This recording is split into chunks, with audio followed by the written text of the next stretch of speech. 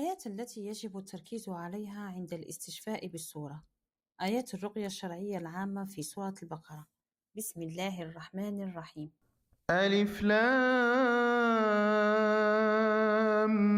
ميم ذلك الكتاب لا ريب فيه هدى للمتقين الذين يؤمنون بالغيب ويقيمون الصلاة ومما رزقناهم ينفقون والذين يؤمنون بما أنزل إليك وما أنزل من قبلك وبالآخرة هم يوقنون أولئك على هدى من ربهم وأولئك هم المفلحون. وإلهكم إله واحد لا إله إلا هو الرحمن الرحيم إن في خلق السماوات والأرض واختلاف الليل والنهار والفلك التي تجري في البحر بما ينفع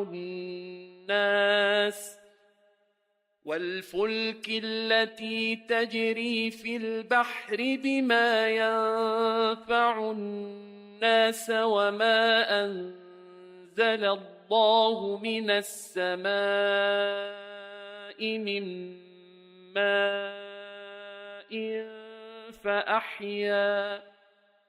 فأحيا به الأرض بعد موتها وبث فيها من كل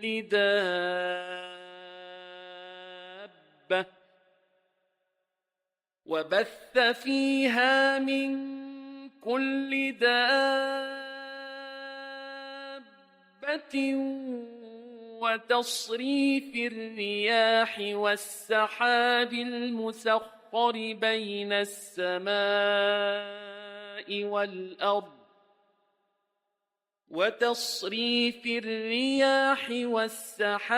المسخر بين السماء والأرض لآيات لقوم يعقلون.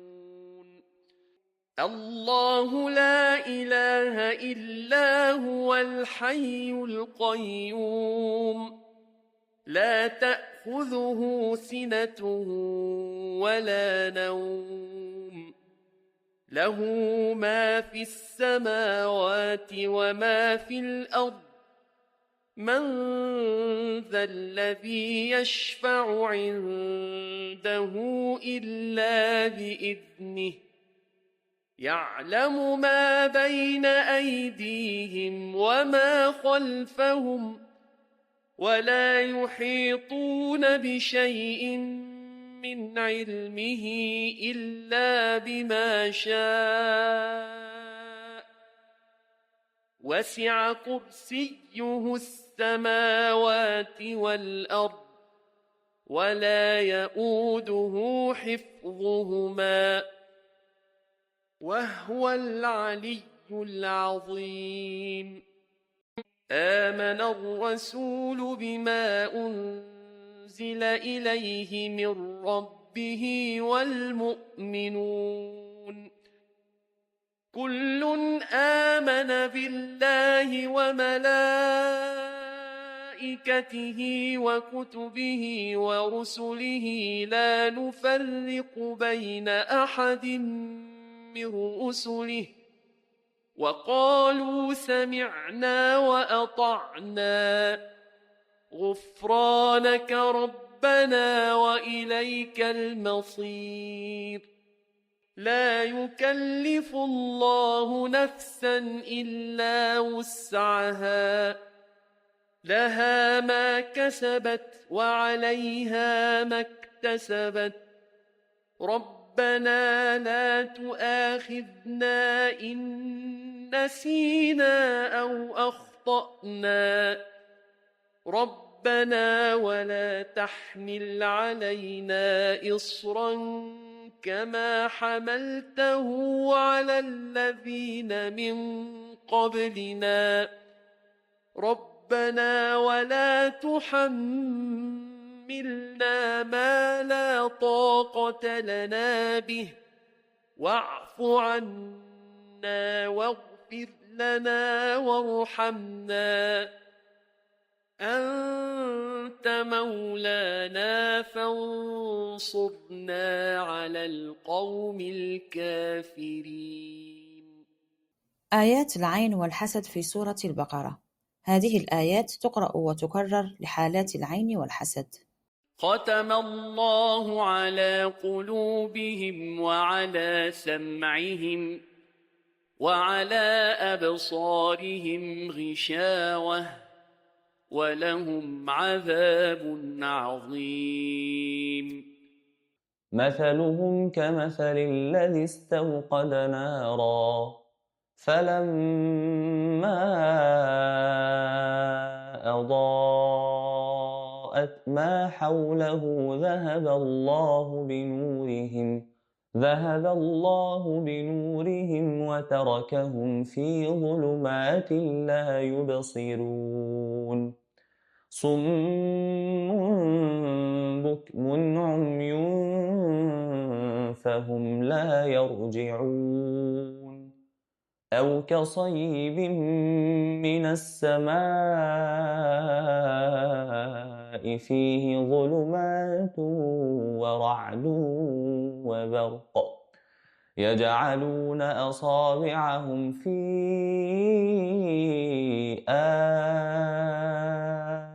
آذانهم من الصواعق حذر الموت والله محيط بالكافرين يكاد البرق يخطف أبصارهم كلما أضاء لهم مشوا فيه وإذا أظلم عليهم قاموا ولو شاء الله لذهب بسمعهم وأبصارهم إن الله على كل شيء قدير. وإذ فرقنا بكم البحر فأنجيناكم وأغرقنا آل فرعون وأنتم تنظرون. وإذ قلتم يا موسى لن نؤمن لك حتى نرى الله جهرة فأخذتكم الصاعقة وأنتم تنظرون. وإذ استسقى موسى لقومه فقلنا اضرب بعصاك الحجر فانفجرت منه 12 عينا قد علم كل أناس مشربهم كلوا واشربوا من رزق الله ولا تعثوا في الأرض مفسدين. قالوا ادع لنا ربك يبين لنا ما لونها قال إنه يقول إنها بقرة صفراء فاقع لونها إنها بقرة صفراء فاقع لونها تسر الناظرين. وإذا لقوا الذين آمنوا قالوا آمنا وإذا خلا بعضهم إلى بعض قالوا أتحدثونهم بما فتح الله عليكم ليحاجوكم به عند ربكم أفلا تعقلون ما يود الذين كفروا من أهل الكتاب ولا المشركين أن ينزل عليكم من خير من ربكم والله يختص برحمته من يشاء والله ذو الفضل العظيم. ود كثير من أهل الكتاب لو يردونكم من بعد إيمانكم كفارا حسدا من عند أنفسهم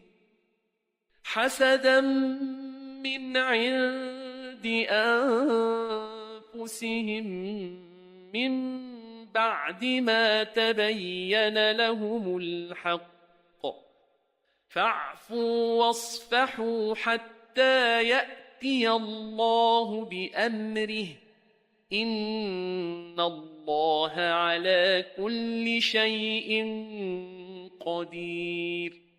وقال لهم نبيئهم إن الله قد بعث لكم طالوت ملكا قالوا أنى يكون له الملك علينا ونحن أحق بالملك منه ولم يؤت سعة من المال قال إن الله اصطفاه عليكم وزاده بسطة في العلم والجسم والله يؤتي ملكه من يشاء والله واسع عليم. الله لا إله إلا هو الحي القيوم لا تأخذه سنة ولا نوم له ما في السماوات وما في الأرض من ذا الذي يشفع عنده إلا بإذنه يعلم ما بين أيديهم وما خلفهم ولا يحيطون بشيء من علمه إلا بما شاء وسع كرسيه السماوات والأرض ولا يؤوده حفظهما وهو العلي العظيم. يؤتي الحكمة من يشاء ومن يؤت الحكمة فقد أوتي خيرا كثيرا وما يذكر إلا أولو الألباب. آمن الرسول بما أنزل إليه من ربه والمؤمنون كل آمن بالله وملائكته وكتبه ورسله لا نفرق بين أحد من رسله وقالوا سمعنا وأطعنا غفرانك ربنا وإليك المصير. لا يكلف الله نفسا إلا وسعها لها ما كسبت وعليها ما اكتسبت ربنا لا تؤاخذنا إن نسينا أو أخطأنا ربنا ولا تحمل علينا إصرا كما حملته على الذين من قبلنا ربنا ولا تحملنا ما لا طاقة لنا به واعف عنا واغفر لنا وارحمنا أنت مولانا فانصرنا على القوم الكافرين. آيات السحر في سورة البقرة. هذه الآيات تقرأ وتكرر لحالات السحر. فأولئك حبطت أعمالهم في الدنيا والآخرة وأولئك أصحاب النار هم فيها خالدون. واتبعوا ما تتلو الشياطين على ملك سليمان وما كفر سليمان ولكن الشياطين كفروا يعلمون الناس السحر وما أنزل على الملكين ببابل هاروت وماروت وما يعلمان من أحد حتى يقولا إنما نحن فتنة فلا تكفر فيتعلمون منهما ما يفرقون به بين المرء وزوجه وما هم بضارين به من أحد إلا بإذن الله ويتعلمون ما يضرهم ولا ينفعهم ولقد علموا لمن اشتراه ما له في الآخرة من خلاق ولبئس ما شروا به أنفسهم لو كانوا يعلمون. آيات الحرق في سورة البقرة.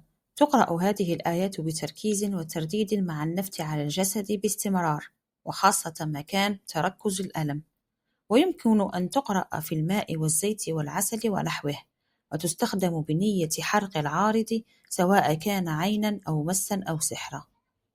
الله لا إله إلا هو الحي القيوم لا تأخذه سنة ولا نوم له ما في السماوات وما في الأرض من ذا الذي يشفع عنده إلا بإذنه يعلم ما بين أيديهم وما خلفهم ولا يحيطون بشيء من علمه إلا بما شاء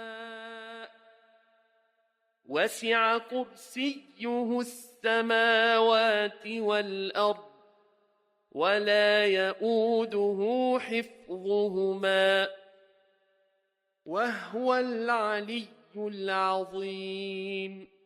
أيود أحدكم أن تكون له جنة من نخيل وأعناب تجري من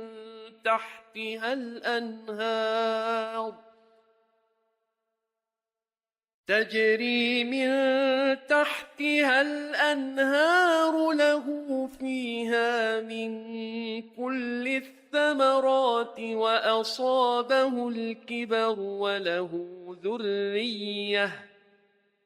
وله ذرية ضعفاء فأصابها إعصار فيه نار فاحترقت كذلك يبين الله لكم الآيات لعلكم تتفكرون.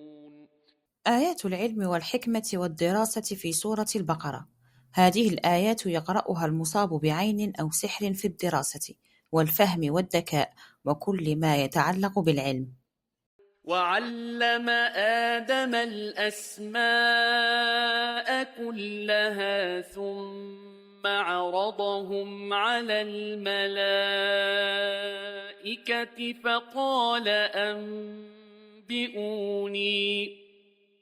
فقال أنبئوني بأسماء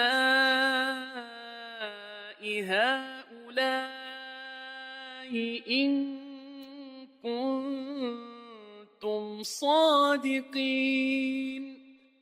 قالوا سبحانك لا علم لنا إلا ما علمتنا إنك أنت العليم الحكيم.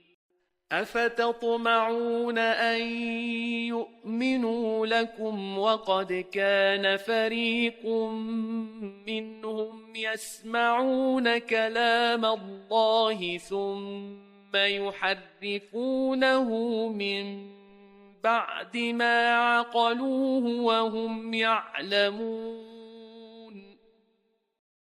ومنهم أميون لا يعلمون الكتاب إلا أماني وإن هم إلا يظنون. ومن أظلم ممن منع مساجد الله أن يذكر فيها اسمه وسعى في خرابها أولئك ما كان لهم أن يدخلوها إلا خائفين لهم في الدنيا خزي ولهم في الآخرة عذاب عظيم. الذين آتيناهم الكتاب يتلونه حق تلاوته أولئك يؤمنون به ومن يكفر به فأولئك هم الخاسرون. ربنا وبعث فيهم رسولا منهم يتلو عليهم آياتك ويعلمهم الكتاب والحكمة ويزكيهم إنك أنت العزيز الحكيم. كما أرسلنا فيكم رسولا منكم يتلو عليكم آياتنا ويزكيكم ويعلمكم الكتاب والحكمة ويعلمكم ما لم تكونوا تعلمون. وقال لهم نبيئهم إن الله قد بعث لكم طالوت ملكا قالوا أنى يكون له الملك علينا ونحن أحق بالملك منه ولم يؤت سعة من المال قال إن الله اصطفاه عليكم وزاده بسطة في العلم والجسم والله يؤتي ملكه من يشاء والله واسع عليم. فهزموهم بإذن الله وقتل داود جالوت وآتاه الله الملك